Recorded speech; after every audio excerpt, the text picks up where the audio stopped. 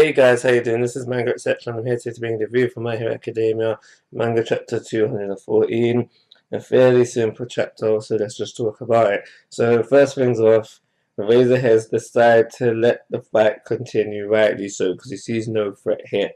He has realized that Shinzo was able to stop Deku from his little outburst using his quirk, so he feels like because it is a quirk-based thing, Eraserhead will be able to do the same.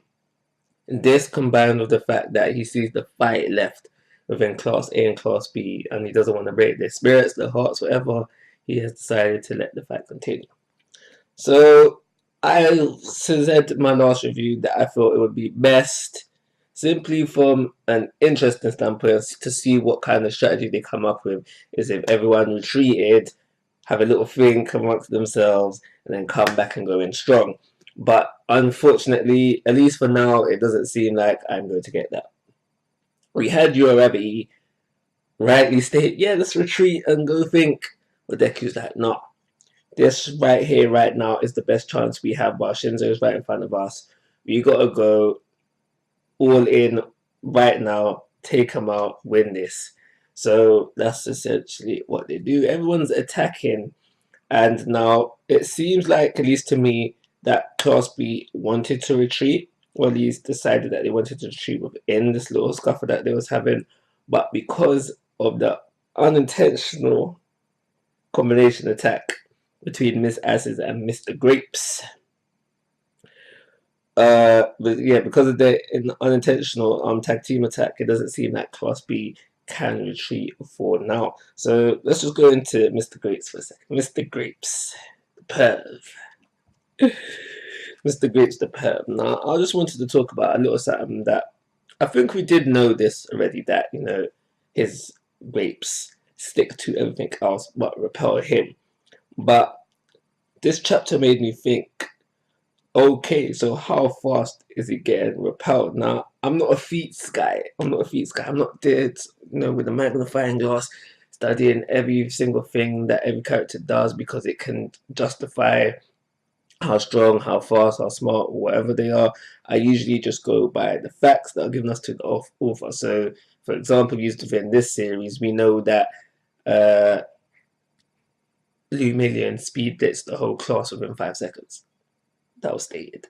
So stuff like that I go to, but because sometimes when you're using animes and using mangas, it's hard to go by because not everything is happening in real time. So you could see a Kamehameha blast reach the moon within 5 seconds, but we don't know if that's 5 seconds. It's 5 seconds real time for us, but we don't know if it's 5 seconds for them as well. So it's hard to justify these things sometimes.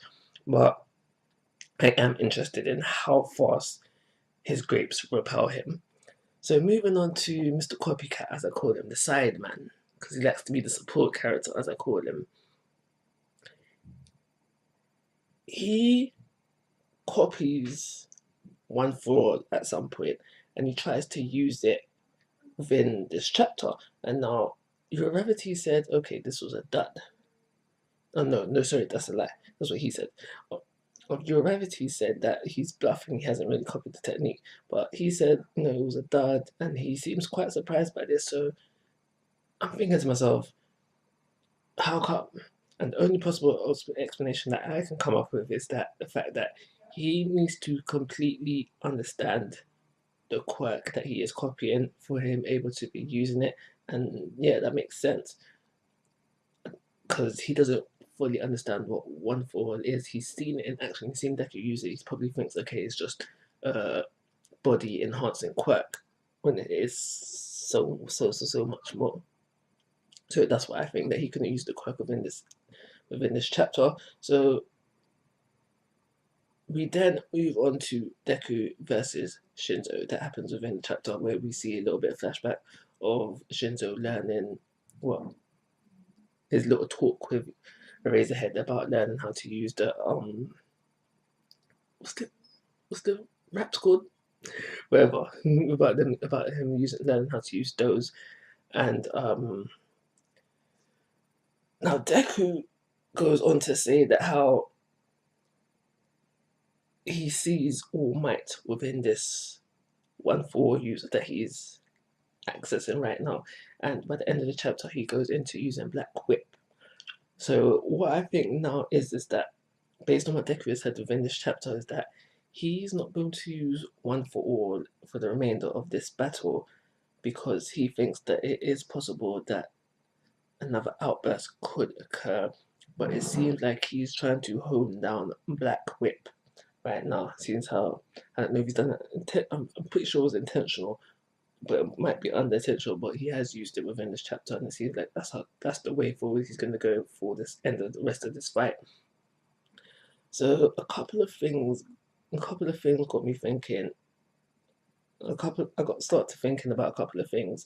So with Black Whip now, I think when he does start to use it more often, I think the style, the techniques, kind of stuff that he uses will be reminiscent of a Razorhead and what he does with his raps.